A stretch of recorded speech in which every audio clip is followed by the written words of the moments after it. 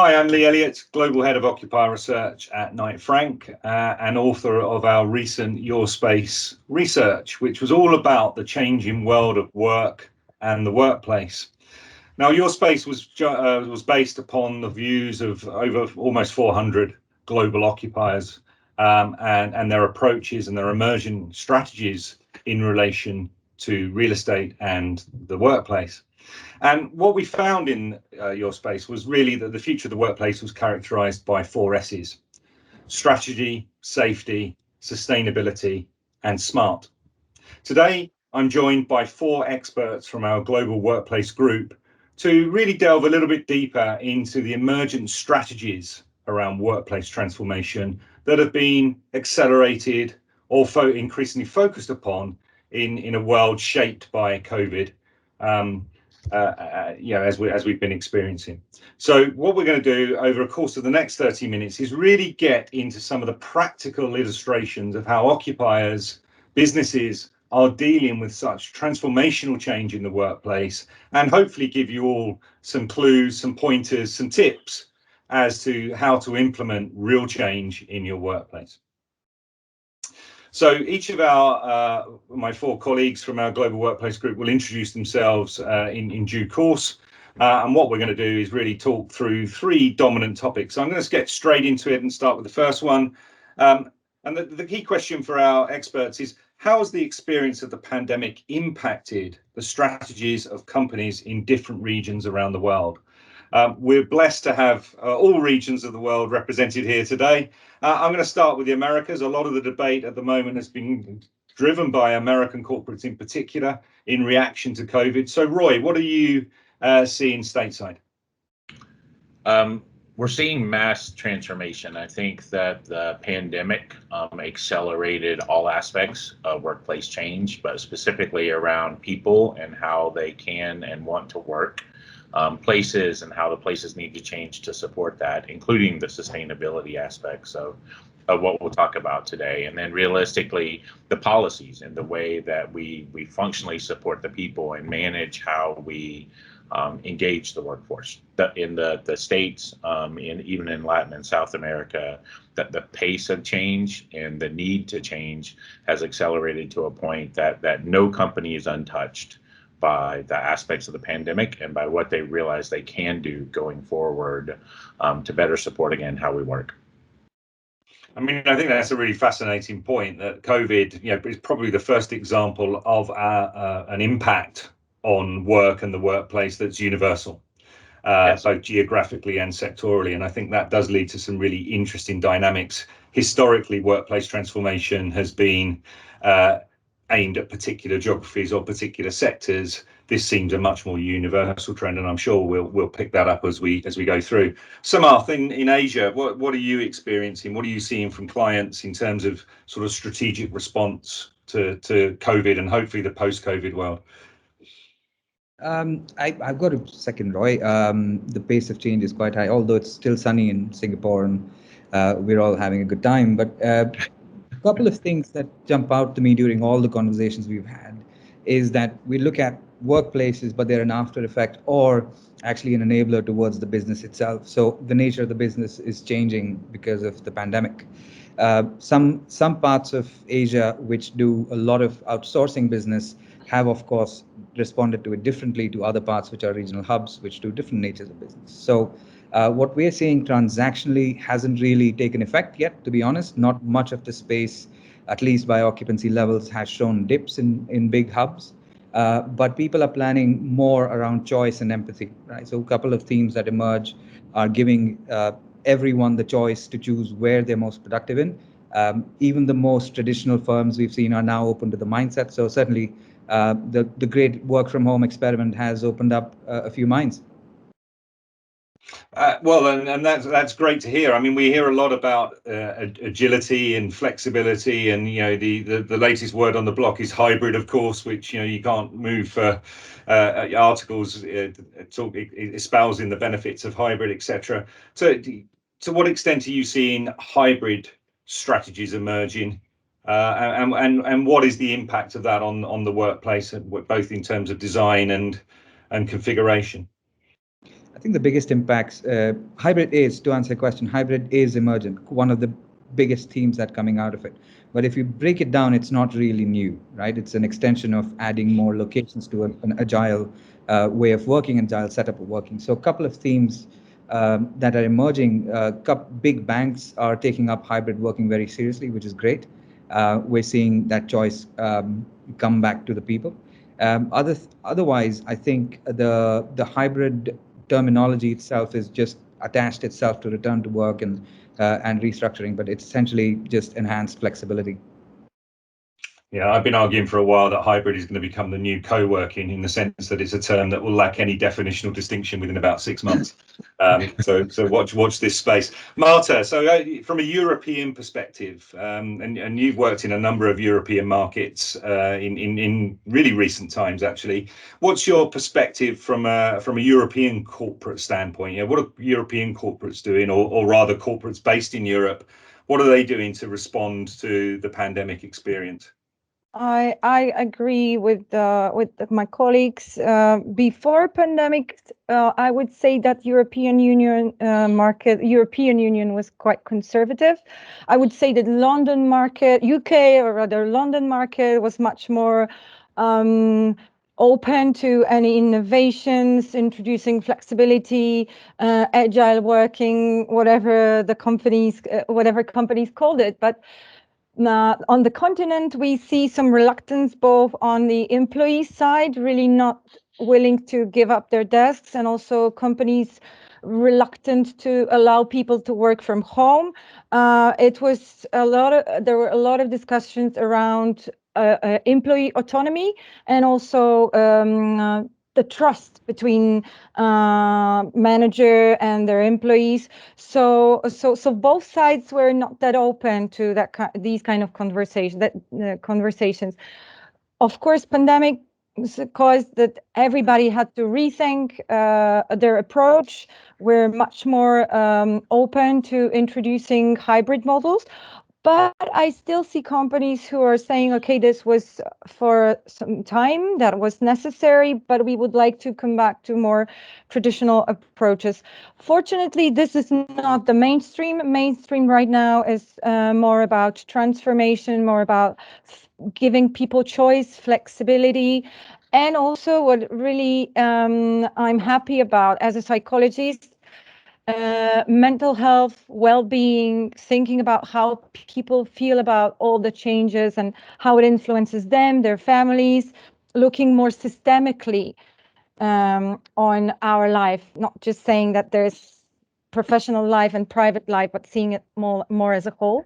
So yes, hybrid model definitely being more and more popular. I mean, I think if there is a silver lining to the cloud that's been the pandemic, it's a growing acceptance and acknowledgement of stress and mental well-being. Something we actually spoke about in our 2018 version of Your Space as a sort of, it felt a little bit utopian when we wrote it about, you know, mental well-being being a sort of frontier for the workplace. But I think it's being ushered in quite dramatically on the back of the pandemic, and a recognition that you know, the workplace and the nature of modern work can create some mental anguish for individuals. So good to hear that companies are thinking about that. So staying in Europe, Neil, perhaps with a less of a geographical lens and more, you know, we've touched already a little bit on some of the sectors that are implementing change. You know, I'd expect that we would see some quite marked distinctions in approach from different industry sectors. What's your observations in that regard? Yeah, I think there isn't one direction of travel. Each sector has got their different drivers, and they're starting from a different position. I think one of the biggest change areas that we see is in the legal sector, where, I mean, traditionally lawyers have been, you know, quite cellularized in their layouts, and definitely quite work focused rather than work-life balance focused, I guess. And the other thing that, you know, typically very paper based, and you know, one of the things that the pandemic is turbocharged as well is the digitization of process, and so lawyers have found themselves working at home on digital platforms, and still working, you know, relatively productively. And that has challenged their thinking. There's no doubt about that, particularly at senior level. But what we really do understand is that things like education and training of the younger lawyers is really important, and the cohesion of the organisation. These things need to be thought about as well in terms of designing their future workplace. In contrast, the BPO sector is all about cost. In Eastern Europe, as an example, and the same would be in India or Costa Rica or wherever. And we are now seeing sort of virtual BPO as a concept emerging, and we've certainly got a couple of clients looking at that, where you have a hub which is more like a training hub, really, and starting to recruit people, home based, because cost is the primary driver. Another sector that Samarth mentioned was banking. Even within that sector, there's a whole many different worlds. You got things like people like the traders. Clearly, they're hungry to get back into the office and trade in the way they I don't see that's going to be radically different from the world it was. Their contact centers is a different, their customer experience staff is a very different journey. We're seeing a lot of those becoming home based now. Whether that will be the model in the future, I suspect it will end up more of a hybrid model in that world. And then you've got the technologists in the banks. Many banks are full of technology people, and clearly they need to collaborate and work in agile ways and do their agile scrums, and clearly some of that's being done online. But I think we are going to see much more dynamic spaces to facilitate that and enable people to collaborate, being one of the key purposes of the workplace going forward. I mean, I think what's interesting from that and that opening sort of set of comments is that much of the debate has been sort of very blinkered and very binary, and what we're clearly seeing geographically and indeed sectorally is, yes, some commonalities of broad drivers and approaches and responses, but also some nuance that hasn't, I think, been picked up in the debate to date. And I suspect will, as we move away from conceptualizing the workplace of the future towards implementing. And that's probably a nice point at which to start to get into the second topic, which is, okay, we've given, hopefully given everybody an understanding of sort of the broad shape of strategies and responses that are emerging geographically and sectorally. But when you get down to implementation, bearing in mind we want this to be really focused on practical guidance, at a practical level, how are companies getting to understand their future workplace needs and implementing those strategies? So, Samarth, one of the things that's very clear from what Marta has said is, this understanding of people and how people interact with space and how there is variation in terms of people and their attitudes to the workplace. How's that influencing and influencing the implementation of strategy? That's a very good point, Lee. I think the start of that thought process is around mix of spaces, right? We're all working. If we look at the workplace as an envelope, we're all working back from that physical space. So one of the in the absence of hard utilization data, for example, to build these strategies, companies are starting to use profiling services, which are all self-reported, right? So now the big debate has been, do you profile the person or do you profile the role, which we're still fighting that debate. But because people are transient, they come and go and churn from an organization, while roles are essentially functions of what they do.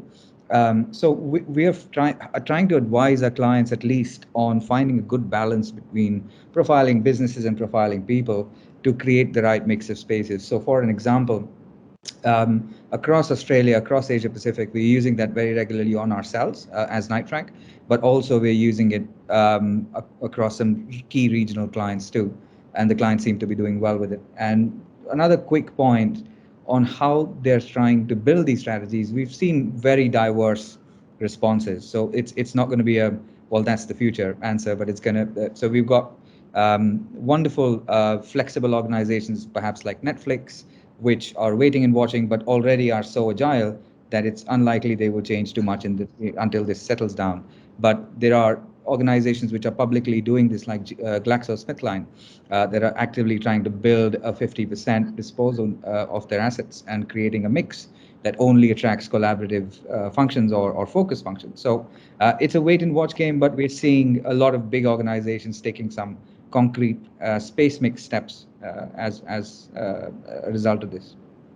So what I hear there is a lot of, again, that word nuance and a lot of complexity and a lot of movement away from perhaps even a traditional binary distinction. You know, I've been in the business for 20 years, and probably the most sophisticated we've got, frankly, is to move from a debate about office to work from home. But actually, it's way more complex than that. And, you know, the personal preferences are really going to start to drive things. So with that in mind, and with that complexity in mind, Marta, what are you seeing from corporates as they move towards implementation around actual workplace policy? To actually, because, you know, you clearly, if you're running a big business, you can't have chaos. You can't have, you've got to have some control. You've got to have some structure. So what are you seeing in terms of the sort of policy frameworks that are emergent?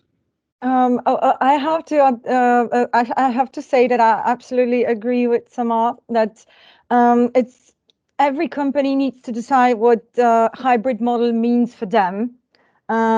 Because those policies cannot be universal for everyone. Of course, we have good market practices that we're sharing with clients, but with each company, it's creating a new model, which is then created within the space, because new policies, new hybrid models mean in the end a new combination of spaces within the office. And so we start from asking the questions like, why do people need to come to the office? What's crucial for their business? Why should people come to the office, and how to bring them?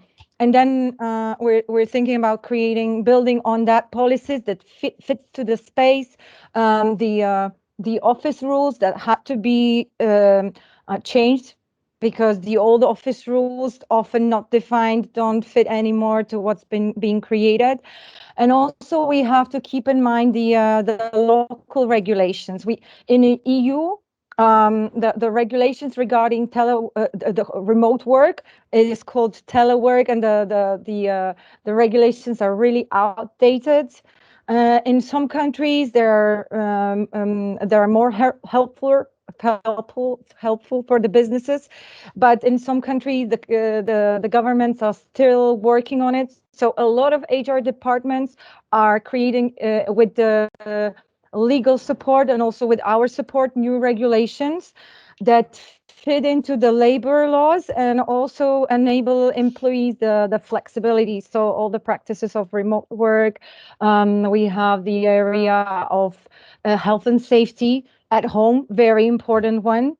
We have to introduce new policies and regulations regarding how to manage the team, because we put people into their houses, but many managers were like, nobody told me what to do with people, how to manage. We don't have tools for that. So it's definitely work in progress, and as someone already has mentioned, and yeah, these are so ergonomics, remote work, remote management,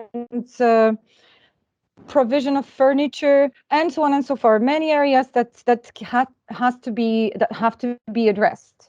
So I think what I'm hearing there is a lot of potential regulatory change at governmental level before you even get to businesses. And then within businesses, again, that nuance. I mean, frankly, I've never been a believer in the whole generational distinction in the workplace. You know, when we used to hear about millennials and all of that, I thought it was sort of actually a bit misplaced, probably because I don't qualify as a millennial. But actually what we're now seeing quite clearly, you know, Neil mentioned the law firms, a very clear distinction between how people want to work depending on their age, because their age actually has a great conditioning factor over what their ability to work from a remote setting might be. There's been some horror stories of people being forced to work off edge of beds or off, ironing boards or whatever. That isn't a place that's going to be healthy for them. Yeah. I would argue not productive for the employer. So there's a lot of regulatory framework there that needs to work its way through, and I think will shape the sort of the horizon over the medium term. One of the other things, Neil, I suppose that's quite interesting, you talked about digitization in a slightly different context earlier, but we've all got used to these sorts of settings, digital settings. What do you think that means in the context of global business and international business travel in particular? Because I think that's an area that's going to be certainly revolutionized as we go back towards hopefully a more open global economy.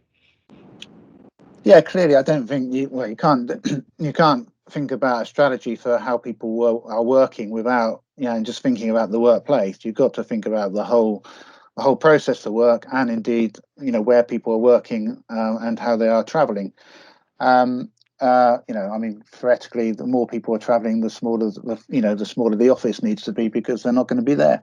But equally, if they're not going to be traveling, you need to create spaces for settings like this, for team conferences.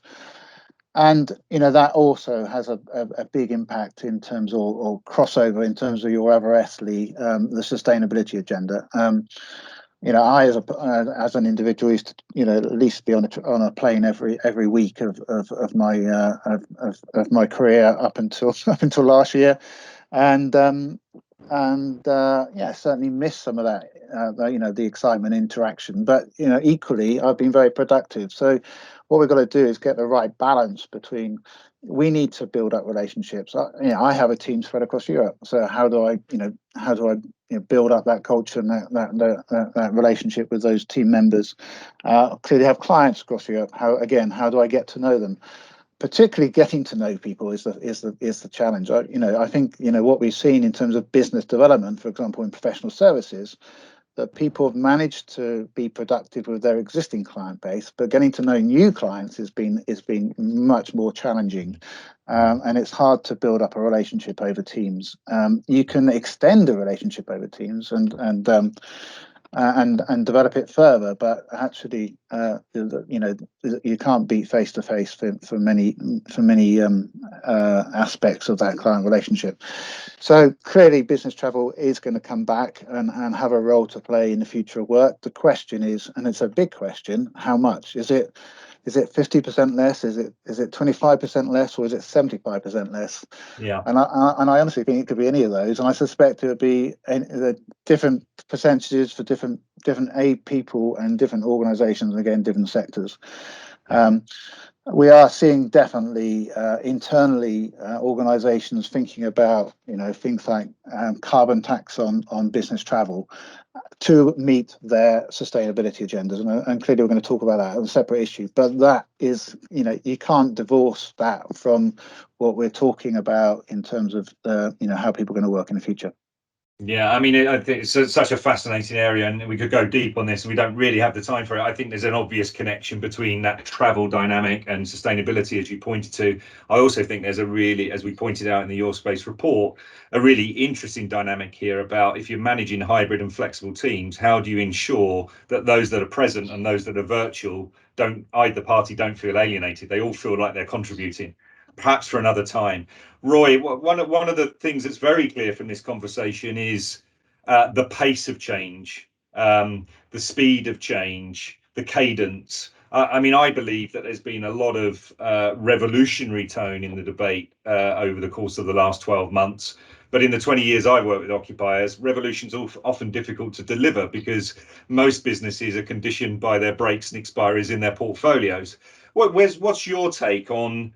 And of course, I recognise that you can do things with your existing envelope that are transformational as well, of course. But yeah, what's your sense of the likely pace of change that we're going to see in the workplace?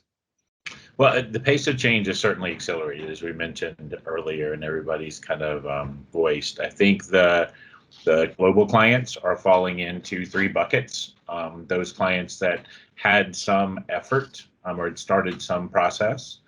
This has allowed them to drastically accelerate everything from cost savings to sustainability. And I don't know, Neil, but in my career, I've never heard as much discussion about sustainability than what we've seen in the last 6 months. So I think the world has realized, as we've all taken a break, that the Earth reacted to it in a very positive way, and that we need to do what we can to support that. I think from an implementation perspective, those who had started a journey, and many times, a global transformation takes years, but if they had started a journey, this is accelerating the pace. If they were considering it but had not started the effort, they're starting exactly where Samarth and Marta discussed earlier, looking at their policy and aligning their people from that perspective. And I think, if they hadn't started it at all or even considered it, they're certainly thinking about it, having to adjust their policies first to align with what is going to be a more mobile workforce. We just got a statistic here in North America that roughly 40% of the workforce is going to consider leaving their job and pursuing another job, specifically related to the ability to balance work and life. And so when you think of that type of transformation, we haven't seen that in the Americas in 20 or 25 years. Wow. So when you think about the pace of change, that's drastically going to accelerate it. And then realistically, I think the aspect of this that's related to it being a journey is what combines all these different perspectives into the sustainability conversation, the strategy and what's right for your business, that the people aspect of it, and specifically safety.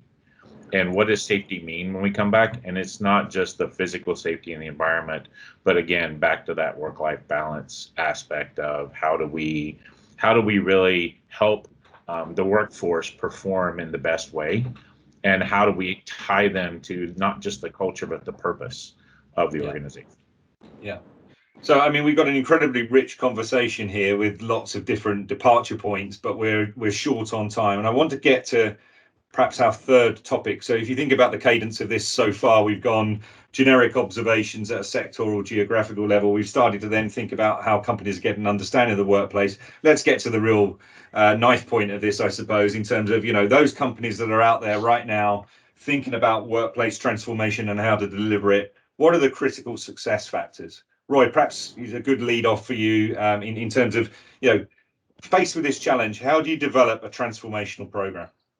Well, start with a program that, again, just addresses all these different aspects that you've heard today. Start with the people, look at any policies and regulations that might be in place, look at how your places physically fit what needs to happen in this new environment, and then functionally how you're going to operate them. And then from there, develop a program to really implement this over a period of time. And I think, Marta, you made a great point earlier. A lot of this is about how the middle managers or the people managers are engaged and empowered, trained as we go through this process. There's nothing more important than keeping that portion of the workforce. Nothing more important than kind of strategizing around how to really implement this using them as the motivator. And so perhaps going to Marta next, then, as a consequence of that, change management. We hear a lot about change, but change, can either happen to you and you react to it, and the reaction can be quite variable, or you can manage the process of change and put some conditions around it. Like I keep thinking about going pick temp in bowling and putting the things down the side to kind of keep the ball broadly. And I always need those, incidentally, but broadly keeping the ball on the path. What are the critical success factors around change management? How active does a company need to be to drive change? And well, I think that what Roy said just before me, that comprehensive approach to change is really important. So before COVID times, sometimes the conversation about the office and workplace transformations were often led only by real estate. And from my perspective, this was never enough. And right now I see that it's becoming more and more popular among our clients. What we advocated even before, that these workplace projects are run not by just real estate, but we sit to the table together with IT, with administration, with HR, and most importantly, with members of the board, with top management. So all the parties that should be involved are involved, because right now people see that these transformational programs are crucial for business to survive and thrive. And also, second very important thing that Roy mentioned, before COVID, when I was convincing companies that we have to take care of middle management, companies were a bit reluctant to do that. We said, okay, they said we can talk to employees through surveys or utilization studies, see how the workforce is going, how it's working. Let's talk to top managers, but middle management was left a bit on a side. And right now they are, as we notice that they are such a forefront of this fight for employees' well-being, for effective management, for companies staying productive. We are involving those people in the conversation regarding change. I think it's really important. COVID, as much of a horror it brought to the world, it also helped us a bit in terms of change management, because the businesses that were reluctant to change, or were seeing, okay, we want to change, but we don't want to change our approach to many things like remote work, like employee autonomy, like building the real trust, or as you mentioned, well-being being an utopia. And right now, a lot of companies see that, well, yeah, mental health is important. Remote work works when we trust people. We have to give them the right tools.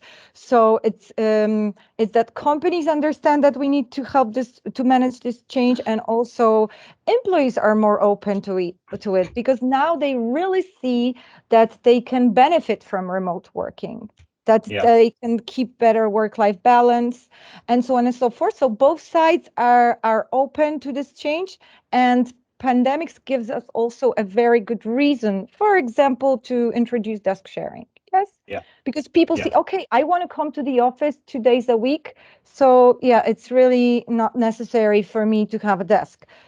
So that's a very, very clear call out from the Your Space survey, actually, about the proportion of companies over the medium term that are planning to go to desk sharing regimes. More than 50% of the companies we surveyed go in there with quite a significant change in their ratios. Again, conscious of time, Samarth, one of the things I hear a lot about change, and see in practice, unfortunately, is that people see change as a process from point A to point B, and then they stop. And I suspect the world that we're now in is much more variable and volatile and challenging than that. So how important is to recognize that one's in a continual process of experimentation? No, that's critical. Silly, there was no handbook for the pandemic, right? So we just got kind of thrown into it. To Roy and Marta's points, there is certainly an acceleration on what people think, but it's in terms of flexibility, how open they are. But that also leads for them, I think it's critical for them to know that it may not land, the right solution may not land in the first go, and the right solution may not be the right solution for the next 10 years. We've seen a very turbulent environment with people getting locked down, then opened up, then locked down back again, and so forth. So it's critical that people are able to experiment with pilots, with small scale segments of colleagues, to say, listen, perhaps I'm going to take one business unit across 8 countries and see how a certain change in a workplace policy or agility changes them. Perhaps we want to accommodate young parents and saying, listen, I'll give back the first 4 hours of your day and not book you for it, so that you can get the kids to school or whatever's working out in terms of home-based learning, and then you can start a little later. So I would highly encourage anyone, any organization listening to us today to experiment, and the solution may not come in the first go, and it may not be long-term, but do give it a try. I've always been reminded that being a researcher for 20 years, that research and development doesn't always lead to success. You have to put some stuff on the cutting room floor, and I suspect that will be true of the workplace going forward as well. That piece about education, Neil, perhaps finally, Samarth's talking about that learning from experimentation, but whatever the outcome and wherever you are on the journey, one assumes that you can't just expect people to go from a previous pre-COVID world and then emerge into a new workplace and know how to use it and optimize it. So how important is the whole education and training piece in terms of workplace strategy and transformation? Well, I definitely think as we work more remotely, we need to focus more, and indeed the pace of change accelerates, that we need to focus more on education and training. That's a given, and particularly with other issues like safety and sustainability, to as topics to educate our people. They're all very, very critical. But I guess the other thing that's changed is the actual format of education and training. Within Knight Frank, we've just embarked over the COVID period a program of diversity and inclusion training. Each manager had 25 hours of training, and all of that was done online, and it was incredibly effective. It was a very good medium to do that. And worked very, very well. But clearly there are plenty of other forms of education and training, particularly amongst the younger demographic. That you learn not necessarily formally, but also informally in the sort of ecosystem of the osmosis of the workplace, I guess. Really, you pick up learning, and you educate from watching people behave, from being engaged with people, and just talking to people. And so education and training has many, many different formats, and it's certainly got to be right up there in terms of equipping people with the skills that they need to manage their work-life balance, manage sustainability, manage agility, manage collaboration, and develop. And I think one of the big challenges is for the leadership to recognise that and actually spend time coming back into the office purely to think about that, and be positively engaged within the organisation to develop the rest of the organisation in the way it needs to develop. So I guess that education and training is core to most businesses, and the great thing about the workplace now is it's touching all these agendas. Education and training, policy, recruitment, digitization, they're all very much interlinked, and there's never been a time like it, really. The workplace is absolutely driving so many aspects of the corporate strategy and business performance, not just thinking about the footprint. Yeah, I mean, I think the education point, one of the things that I find quite fascinating is we've been so focused on COVID, rightly, because of its, its human tragedy, but also the clear implications of it, that we've forgotten about many of the other agenda items that always shaped real estate and business strategy. And one of those has to be education, because of the upskilling and reskilling challenge that we're all going to be facing up to. Global labour markets won't be able to deal with the sorts of change that workplace technology in particular is going to bring to bear. So all businesses are going to need to focus on this. And I believe that, and again, as we've said in your space, education is the next big sort of frontier of the workplace. Having called out mental well-being back in 2018, I'm hopeful of scoring a home run on the second time as well. I've been good on my American sports today, bowling and baseball in one webinar. So, guys, thank you very much, Neil, Samarth, Roy, and Marta. A really rich conversation, teasing out a lot of themes in not a lot of time. You can find out a lot more looking at your space or by contacting any of us to talk about these issues in more detail. But we hope you've enjoyed the webinar, and thanks very much for attending. Thank you. Thank you. Thank you.